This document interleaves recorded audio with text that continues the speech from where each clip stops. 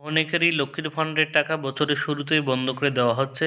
কাদের বন্ধ করে দেওয়া হচ্ছে, কেন বন্ধ করে দেওয়া হচ্ছে এবং এর হাত থেকে আপনারা কীভাবে বাঁচবেন আজকের এই ভিডিওর মাধ্যমে দেখাবো। ভিডিওটি অবশ্যই প্রথম থেকে শেষ পর্যন্ত দেখবেন।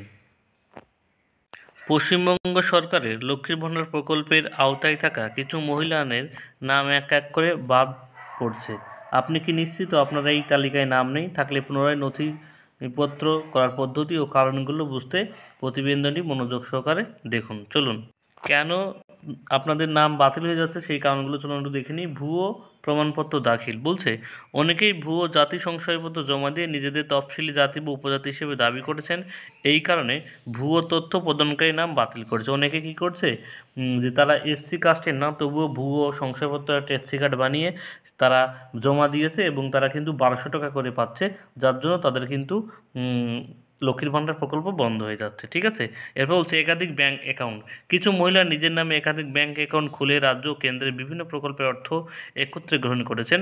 এই ধরনের অনিয়ম ধরা পড়লে তাদের নাম বাদ দেওয়া হচ্ছে। অর্থাৎ মনে করুন একটা মহিলার নামে অনেকগুলো ব্যাংক অ্যাকাউন্ট আছে এবং সে একাধিক প্রকল্পের সুবিধা এক ব্যাংক অ্যাকাউন্টে নিচ্ছে।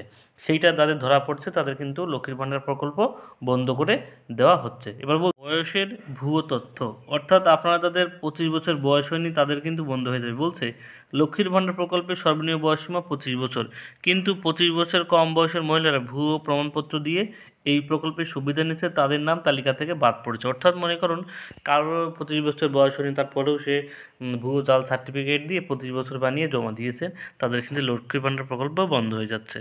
জয়েন্ট ব্যাংক অ্যাকাউন্ট ব্যবহার, যাদের নিজস্ব ব্যাংক অ্যাকাউন্ট নেই এবং জয়েন্ট অ্যাকাউন্ট ব্যবহার করছেন তাদের নাম তালিকার নির্দেশ এসেছে। অর্থাৎ মনে করুন আপনারা জয়েন্ট অ্যাকাউন্ট দিয়েছেন, তবে এই যাদের জয়েন্ট অ্যাকাউন্ট আছে তাদের কিন্তু লক্ষ্মীর ভাণ্ডার প্রকল্প বন্ধ হবে না। আপনারা কী করবেন, আপনারা সিঙ্গেল অ্যাকাউন্ট করবেন, সেটা করে নিয়ে বিডিও অফিসে গিয়ে আপনার অ্যাকাউন্টটা আপডেট করে নেবেন, তাহলে আর বন্ধ হবে না যাদের জয়েন্ট অ্যাকাউন্ট আছে। ঠিক আছে।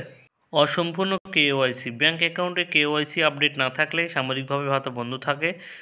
কেওয়াইসি আপডেট করার জন্য পুনরায় ভাতা চালু হয়। অর্থাৎ আপনারা যারা কেওয়াইসি করেন না ব্যাংকে, তারা অবশ্যই কেওয়াইসি করে নেবেন, নাহলে কিন্তু আপনার সাময়িকভাবে আপনার লক্ষ্মীর ভাণ্ডার প্রকল্পও বন্ধ হয়ে যেতে পারে। যদি তালিকা থেকে আপনার নাম বাদ পড়ে যায় তবে আপনি কি করবেন বা কী পদক্ষেপ নেবেন সেটা এবার বলে দিই। আসল প্রমাণপত্র জমা দিন, ভুয়ো তথ্য না দিয়ে সঠিক প্রমাণপত্র জমা দিন। অর্থাৎ যাদের তালিকা থেকে নাম বাদ পড়ে যাবে, তাদের যে কারণে তালিকা থেকে নাম বাদ পড়ে গেছে সেই কারণটা সংশোধন করে আপনি আবার ফর্ম জমা দিন। নিজস্ব ব্যাংক অ্যাকাউন্ট খুলুন, জয়েন্ট অ্যাকাউন্ট না ব্যবহার না করে ব্যক্তিগত অ্যাকাউন্ট খুলুন। ঠিক আছে। কেওয়াইসি আপডেট করুন, নিজের ব্যাংক অ্যাকাউন্ট তথ্য সম্পূর্ণ করে নিন। স্থানীয় ব্লক অফিসে যোগাযোগ করুন, যে কোনো সমস্যার জন্য আপনার নিকটস্থ ব্লক অফিসে যান। সরকারি পদক্ষেপ ও সতর্কবার্তা, লক্ষ্মীর ভাণ্ডার প্রকল্পের সুবিধা অযোগ্য মহিলারা যাতে আর না পান সেজন্য সরকার কঠোর পদক্ষেপ নিয়েছে। তাই প্রকৃত সুবিধাভোগীদের সতর্ক হতে হবে এবং নিয়ম মেনে সমস্ত প্রক্রিয়া সম্পন্ন করতে হবে। আপনারা যদি মনে করেন যে আপনার নাম তালিকায় হতে পারে, তবে অবিলম্বে প্রয়োজন নথি সংশোধন করুন। প্রকল্পটি আপনাকে আর্থিক স্বাধীনতা এনে দিতে পারে, তবে এর জন্য সঠিক তথ্য প্রদান ও নিয়ম মেনে অত্যন্ত জরুরি।